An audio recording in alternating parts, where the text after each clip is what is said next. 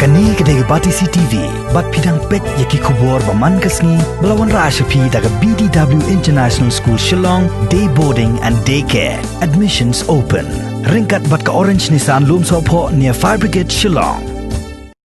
Kasang New Trap Youth Council, hakashitari gurisa orajar arpo, kalapan kapan, yakashnat rekam jangka Women's Wing, ha West Khas Hills District, nakabentaban penjana shushu ikajing syakri haka emlang kasalang, hakani katang. Hakini kijing elang kebelalong haka hall, jong ka make of fat hanong stone, lai don lang ru kitikot bagi nokit kam joka HYC sengkeme, kumju na ribhoy bat na West Khas Hills District. Usamla Alfred Lingdo, ubelong presiden joka HYC ribhoy sepngi, ula ais ngobha syakini kitikot ka HYC Women's Wing, da ki jan kirsya, bat nakaliang jong ka HYC West Khas Hills District pan, kala ais ngobha syaki arngot kinoy lam belasong tan, jong kaseng kibakan top ya usamla sanjit kensa syangrit u presiden bandingkong joka HYC West Khas Hills bat yo ba 3 full karmau daki tiar sakin mau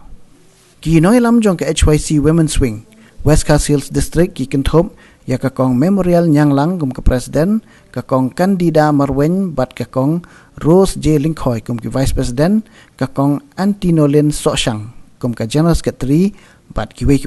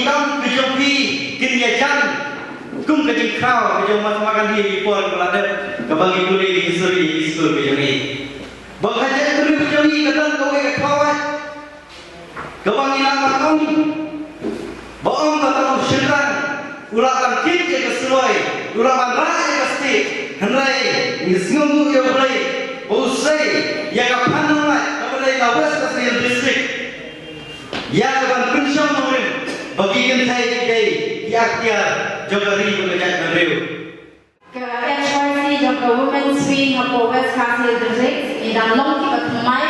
baru kita kinong sikam yung kinong trekam ngidon shibun kikam kibani de tre di tangaway kalong kajing tepat ba kajing trekam kajongi kalong ba ide ka train kong na kajing snowe kaba i train na kajing shlu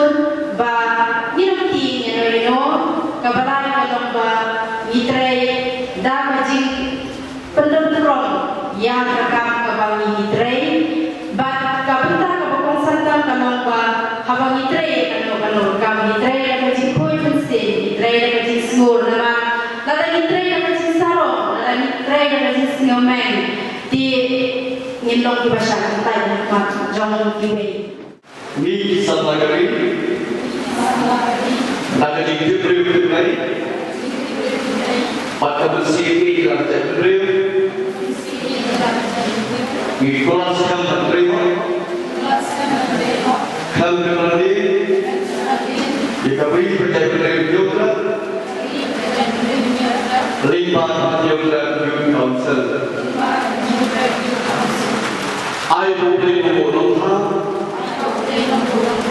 undang lebih